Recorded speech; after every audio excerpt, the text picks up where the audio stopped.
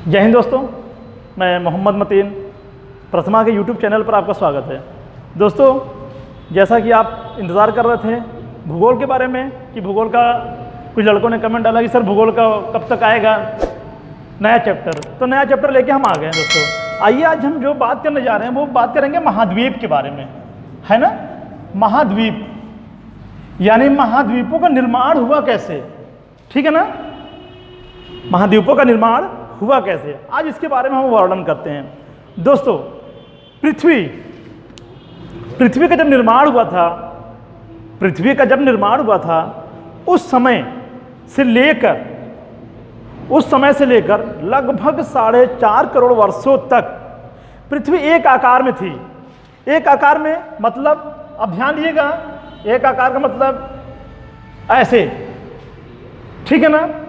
तो जो प्रसिद्ध भूगर्भ शास्त्री हैं उनका नाम है अल्फ्रेड वेगनर, नाम याद रखिएगा। प्रसिद्ध भूगर्भ अर्थशास्त्री अल्फ्रेड वेगनर,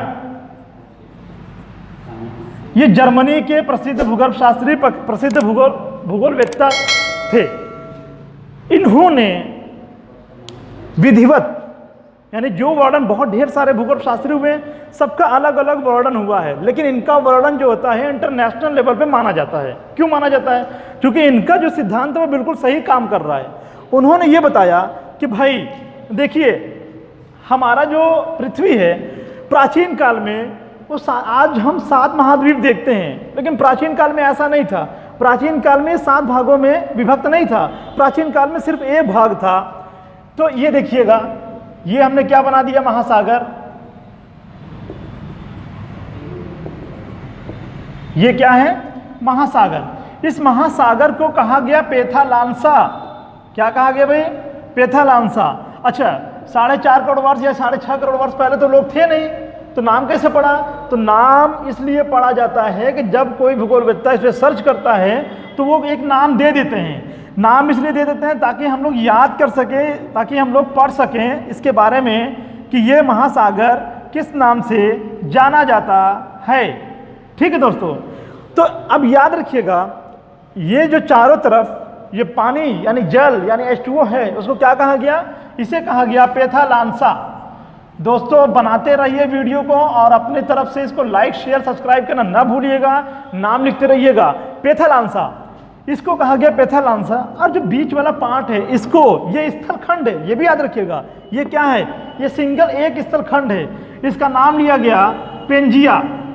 क्या कहा गया? पेंजिया। इसको कहा गया पेंजिया। यानी प्राचीन काल में समस्त स्थलखंड थे जो जुड़े हुए थे, उसे पेंजिया कहा गया। पेंजिया के चारों ओर विद्यमान जल को पेथालांसा कहा गया। क्या कहा गया?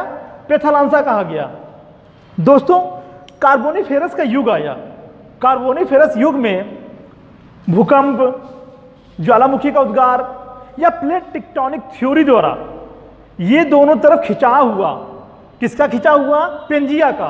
भाई जल का खिंचाव तो होगा नहीं, जल का घर्षण हो सकता है, खिंचाव नहीं होता जल का। तो याद रखिएगा, ये स्थलखंड है तो इसका खिंचाव हुआ किस दिशा में? याद रखिएगा, किस दिशा में? उत्तर और दक्षिण में। ये आपका क्या है? नॉर्थ है। ये क्या है? साउथ है। ये क्या है? ईस्ट है। और ये वेस्ट है।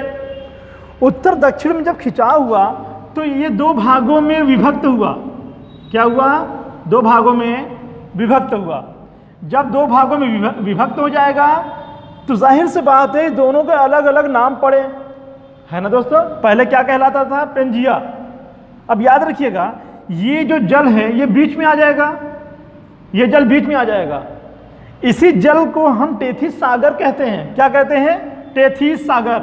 दोस्तों टेथिस सागर को हमेशा याद रखिएगा, क्योंकि इसी टेथिस सागर के ऊपर हिमालय का निर्माण हुआ है। विश्व की सबसे ऊंची पर्वत श्रृंखला, विश्व की सबसे ऊंची पर्वत चोटी, विश्व की सबसे ऊंची पर्वत चोटियां यानी ढेर सारी चोटियां जो सबसे ऊंची ऊंची कहां पर है? वो हिमालय पर ही है। तो यहां पर जो पानी इकट्ठा हुआ उससे क्या हुआ? सबसे ज्यादा हिमालय का निर्माण हुआ। मगर अभी याद रखिए सिर्फ कि ये टेथिस सागर कहा गया इसको, इसलिए हम रोक रहे हैं क्योंकि अभी आप बात करिए सिर्फ टेथिस सागर की। हिमालय की बात इसके बाद हम बाद में करेंगे। देखिएगा तैतीस सागर कहा गया। जब टूट के अलग हुआ, उत्तर वाले भाग को क्या कहा गया? उत्तर वाले भाग को कहा गया अंगारा लैंड। अंगारा लैंड। इसका एक नाम और पड़ता है लॉरेशिया या लॉरेशिया। हाँ दोस्तों, क्या पढ़ा ये? लॉरेशिया। नीचे वाले भाग का क्या नाम पड़ा? नीचे वाले भाग को गोंडवाना लैंड कहा गया। क्या कहा गया? गोंडवाना लैंड कहा गया। इसे कहा गया गोंडवाना लैंड। दोस्तों यहां तक मेरी बात समझ में आ गई। अब ध्यान दीजिएगा जरा सा। मैंने ये कहा कि प्राचीन काल में जब पृथ्वी का निर्माण हुआ था, सारे स्थलखंड आपस में जुड़े हुए थे। उन जुड़े हुए भाग को क्या कहा गया? पेंजिया।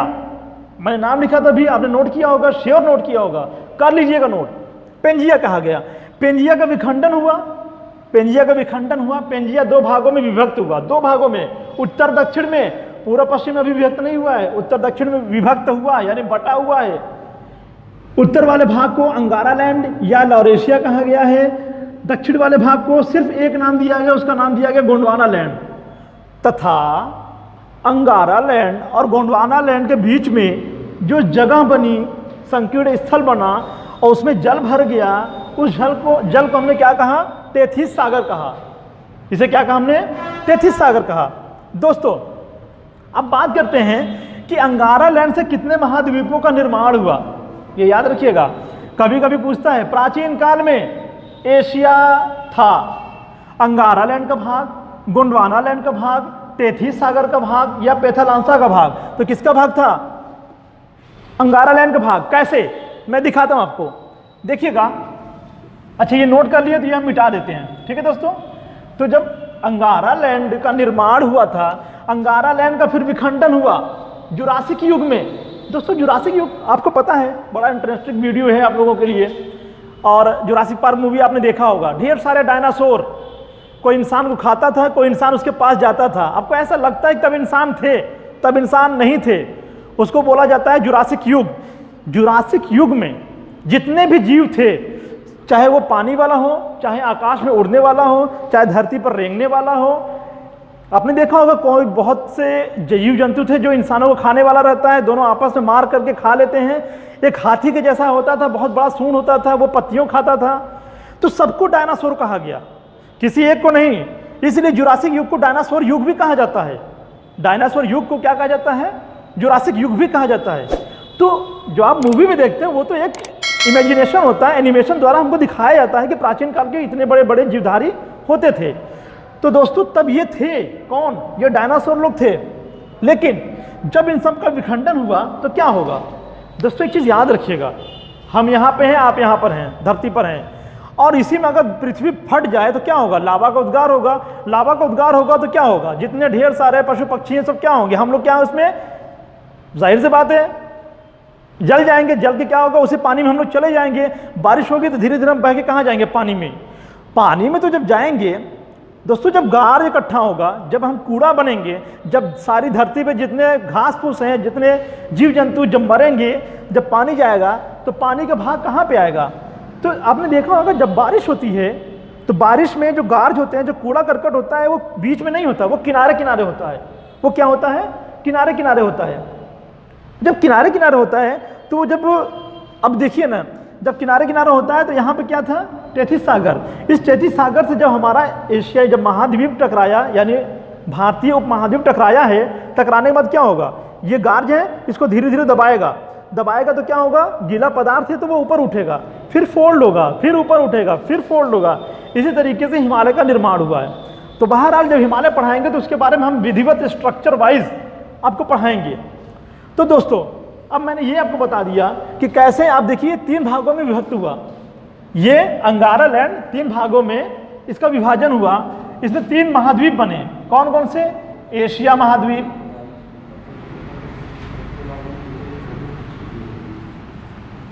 उत्तरी अमेरिका महाद्वीप, उत्तरी अमेरिका महाद्वीप और यूरोप महाद्वीप। यूरोप महाद्वीप, याद रखिएगा दोस्तों, अंगारा लैंड से 3 महाद्वीपों का निर्माण हुआ, एशिया महाद्वीप, उत्तरी अमेरिका महाद्वीप और यूरोप महाद्वीप।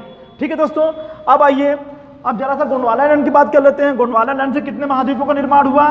तो गोंडवाना लैंड से 4 महाद्वीपों का निर्माण हुआ तथा एक उपमहाद्वीप। उस उपमहाद्वीप को आप भलीभांति जानते हैं, जिसको भारतीय उपमहाद्वीप, प्रायद्वीपीय भारत कहा जाता है। देखिए दोस्तों, ये है अंगारा लैंड। अंगारा लैंड से दक्षिणी अमेरिका का निर्माण हुआ। दक्षिणी अमेरिका महाद्वीप आप लोग लिख लीजिएगा, दक्षिणी अमेरिका महाद्वीप। दूसरा अफ्रीका महाद्वीप, अफ्रीका महाद्वीप। तीसरा ऑस्ट्रेलिया महाद्वीप, है ना दोस्तों। चौथा अंटार्कटिका महाद्वीप, अंटार्कटिका महाद्वीप। अब इसी में एक चीज और इंक्लूड करिएगा, भारतीय उपमहाद्वीप। क्या है वो? भारतीय उपमहाद्वीप। अगर ना भी करेंगे तब भी चल जाएगा। क्यों चल जाएगा दोस्तों? क्योंकि महाद्वीप के बारे में पूछ रहा था। महाद्वीप 4 ही बने थे, किससे? गोंडवाना लैंड से। अब भारत जो टूट के अलग हुआ, वो टूट के अलग हुआ किससे? अफ्रीका महाद्वीप से। इसलिए ना भी लिखेंगे तब भी चल जाएगा। इस तरीके से हमारे 7 महाद्वीपों का निर्माण हुआ। कितने महाद्वीपों का? 7 महाद्वीपों का निर्माण हुआ दोस्तों। अब इसके बाद आप ये भी जानते रहिएगा कि इन्हीं सब में अगर आपको जब ये कहा जाएगा कि आपको पता होगा, नहीं पता होगा तो हम बता रहे हैं, समस्त पृथ्वी पर अभी तक वर्तमान समय में या प्राचीन काल से देखते चले आ रहे हैं, तब भी देखिएगा 70.8% क्या है? जल है। 70.8% क्या है? जल है। और 29.2% भाग क्या है? स्थल है। यानी समस्त पृथ्वी का 29.2% क्या है? स्थल है। ठीक है दोस्तों। लेकिन याद रखिएगा, ये है हमारा भूमध्य रेखा, जैसे हमने बताया था आपका विषुवत रेखा। विषुवत रेखा के उत्तर में स्थलखंड का भाग ज्यादा है। स्थलखंड का भाग ज्यादा है, इसलिए इसे उत्तरी गोलार्ध को स्थलीय गोलार्ध भी कहा जाता है। उत्तरी गोलार्ध को क्या कहा जाता है? स्थलीय गोलार्ध। इसे स्थलीय गोलार्ध कहा जाता है। ठीक है दोस्तों। और यहां पर इसको क्या कहा जाता है? जलीय गोलार्ध। क्यों? अब ये समझिएगा, यहां पर स्थल का भाग 60% है और यहां पर स्थल क्या है? ऐसे समझिएगा, स्थल 40% है। यहां 60% है और यहां पर 40% है। ठीक है दोस्तों। तो इसको जलीय गोलार्ध कहा जाता है। क्यों कहा जाता है? कि क्योंकि दक्षिणी गोलार्ध में जल की मात्रा कितना है? जल है 81%। जल कितना है? 81%। कभी कभी पूछता है कि दक्षिणी गोलार्ध में जल की मात्रा कितनी है, तो 81%, 79%, 85%, ऐसे पूछता है। क्या ऑप्शन में लिखेंगे? 81%। जब टिक मार करने के लिए आएगा तो कितना लगाएंगे? 81%।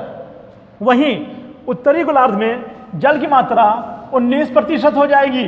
जब यहाँ 81% है तो उत्तरी गोलार्ध में 19% है। ठीक है दोस्तों। तो उसके बाद देखिए दोस्तों, आइए हम चर्चा करते हैं कि 7 महाद्वीप हैं। जनसंख्या एवं क्षेत्रफल के आधार पर, जनसंख्या एवं क्षेत्रफल के आधार पर हम इसका वर्णन करते हैं दोस्तों। ठीक है। ठीक है दोस्तों। तो मैंने ये बताया आपको, अभी हमने ग्लोब पर बना के दिखा दिया आपको कि कितने महाद्वीप है। टोटल 7 महाद्वीप है। निर्माण कैसे हुआ मैंने बता दिया। अब देखना दोस्तों, अब एशिया महाद्वीप, एशिया महाद्वीप में जब भी पूछता है तो ये पूछता है कि एशिया महाद्वीप की टोटल क्षेत्रफल कितना है? कितना है? 30%। 29.9% है। इसको 30% अब मान के चलिए। ठीक है। अफ्रीका महाद्वीप 20.2%, उत्तरी अमेरिका में है 16.3%, दक्षिणी अमेरिका 11.9%, वहीं अंटार्कटिका है 8.9% पर, यूरोप है 6.7% पर, ऑस्ट्रेलिया है 5.2% पर। दोस्तों अब अगर क्रम की बात करें कि क्षेत्रफल के आधार पर सबसे बड़ा देश कौन सा है, तो दोस्तों क्षेत्रफल के आधार पर सबसे जो बड़ा देश होगा वो कौन सा होगा? एशिया महाद्वीप। एशिया महाद्वीप को उगते सूर्य की भूमि कहा जाता है, यह भी पता होगा, क्योंकि एशिया का शाब्दिक अर्थ ही होता है उगते सूर्य की भूमि, एस्ट सबसे लिया गया है। पहले नंबर पर एशिया आएगा, दूसरे नंबर पर अफ्रीका महाद्वीप आएगा, तीसरे नंबर पर उत्तरी अमेरिका, चौथे नंबर पर दक्षिण अमेरिका, पांचवें नंबर पर अंटार्कटिका, छठे नंबर पर यूरोप महाद्वीप, ऑस्ट्रेलिया महाद्वीप आएगा सातवें नंबर पर। ठीक है दोस्तों, ये हो गया क्रम की बात। किसकी क्रम की बात? क्षेत्रफल के आधार पर 7 महाद्वीपों का क्रम। अब आते हैं जनसंख्या के आधार पर। जनसंख्या कभी नहीं पूछता है, लेकिन आधार पूछ लेता है कि जनसंख्या के आधार पर विश्व का 7वां महाद्वीप, छठा महाद्वीप, चौथा, तीसरा, बड़ा, पहला, इस तरीके से पूछता है क्वेश्चन। दोस्तों, जनसंख्या के आधार पर सबसे बड़ा जो महाद्वीप जो आएगा वो भी एशिया ही है। तो यानी एशिया जनसंख्या एवं क्षेत्रफल के आधार पर सबसे बड़ा महाद्वीप है। दूसरे नंबर पर है अफ्रीका महाद्वीप, इसे काला महाद्वीप कहा जाता है, क्योंकि यहाँ पर सूर्य के प्रकाश सीधी पड़ती है, जिससे यहाँ पे बड़े खूबसूरत खूबसूरत लोग, काले काले लोग होते हैं। जैसे उसमें क्रिस गेल का भी नाम ले लीजिए, वो भी वहाँ से उसी में है। तो यानी कि इसको काला महाद्वीप के नाम से भी कहा जाता है। मानव की जन्मभूमि भी इसी कहा जाता है, मानव की उत्पत्ति भी अफ्रीका महाद्वीप को ही कहा जाता है। ठीक है दोस्तों, अफ्रीका महाद्वीप है। उसके बाद उत्तरी अमेरिका क्या है? जनसंख्या के आधार पर चौथा महाद्वीप है। तीसरे की बात करेंगे तो यूरोप हो जाएगा। जनसंख्या के आधार पर यूरोप महाद्वीप तीसरा सबसे बड़ा महाद्वीप है। उत्तरी अमेरिका चौथे पर है, दक्षिण अमेरिका पांचवें पर है, छठवें पर है ऑस्ट्रेलिया महाद्वीप, सातवें पर क्या है? अंटार्कटिका महाद्वीप। क्यों है? क्योंकि यहाँ पे कोई जनसंख्या नहीं रहती है। याद रखिएगा, यहाँ पे शून्य जनसंख्या है, इसलिए इसको निर्जर एवं वीरान महाद्वीप कहा जाता है। निर्जर का मतलब बिना किसी बिना किसी इंसान के, है ना। ठीक है, आगे चलते हैं। देशों के क्रम, देशों के क्रम में देखिएगा 44 देश है किसमें? एशिया में, इसलिए उसके बाद अफ्रीका में 53 देश हैं, उत्तरी अमेरिका में 29 है, दक्षिण अमेरिका में 15 देश हैं। अंटार्कटिका महाद्वीप सिर्फ महाद्वीप है, देश नहीं है। या तो देश मान लिए, महाद्वीप मत मानिए, लेकिन इसको लोगों ने, वैज्ञानिकों ने इसे क्या माना है? इसे महाद्वीप माना है। 46 देश है यूरोप में, 14 देश है ऑस्ट्रेलिया में। अब बात करते हैं, एशिया का सबसे बड़ा देश चीन है, वहीं अफ्रीका महाद्वीप का सबसे बड़ा देश अल्जीरिया है, उत्तरी अमेरिका का सबसे बड़ा देश कनाडा है, दक्षिणी अमेरिका का सबसे बड़ा देश ब्राज़ील है, अंटार्कटिका महाद्वीप का सबसे बड़ा देश कोई नहीं है, क्योंकि यहाँ पे देश नहीं है, ये महाद्वीप ही है। उसके बाद यूरोप का सबसे बड़ा देश रशिया है, यानी रूस है। ऑस्ट्रेलिया का सबसे बड़ा देश है ऑस्ट्रेलिया। ऑस्ट्रेलिया महाद्वीप एक महाद्वीप है और एक देश भी है। सबसे छोटे देश की बात करेगा, एशिया की सबसे छोटा देश मालदीव, अफ्रीका महाद्वीप का सबसे छोटा देश मेयोटो, उत्तरी अमेरिका का सबसे छोटा देश सेंट पीरे, दक्षिणी अमेरिका का सबसे छोटा देश फॉकलैंड, अंटार्कटिका में सबसे छोटा देश नहीं है, सबसे बड़ा देश नहीं है, देश नहीं है, वो महाद्वीप है, जनसंख्या नहीं है। मेरी बात समझ लीजिएगा। यूरोप महाद्वीप का सबसे छोटा देश वेटिकन सिटी, ऑस्ट्रेलिया महाद्वीप का सबसे छोटा देश नौरू है। दोस्तों याद रखिएगा, रूस विश्व का सबसे बड़ा देश है क्षेत्रफल के मामले में, और वेटिकन सिटी क्षेत्रफल एवं जनसंख्या के मामले में सबसे छोटा देश वेटिकन सिटी है। ये मेरी बात याद रखिएगा, भूलिएगा मत। आज के ज़माने में इससे क्वेश्चन बहुत ज़्यादा आते हैं, क्योंकि ये अभी हाल ही में बना है, इस वजह से ये बहुत ज़्यादा हाईलाइटेड है। क्वेश्चन कई बार आता है कि जनसंख्या एवं क्षेत्रफल के आधार पर सबसे छोटा देश कौन सा है। दोस्तों, अब इन सब का जो हमने पढ़ाया है, ये महाद्वीपों का निर्माण, अब हम सीक्वेंस वाइज एक एक महाद्वीपों का वर्णन हम करेंगे आगे चलकर। दोस्तों, जितना मैंने पढ़ाया है उन सब का PDF मैं आपको टेलीग्राम चैनल पर डाल दूंगा। आप लोग टेलीग्राम चैनल को, प्रथमा क्लासेस के नाम से टेलीग्राम चैनल है, उसको आप ज़्यादा से ज़्यादा इंस्टॉल करें और इस चैनल को लाइक करें और शेयर करें तथा सब्सक्राइब भी करना न भूलें। आपको लेटेस्ट वीडियो मिलता रहेगा। तब तक के लिए जय हिंद, जय भारत।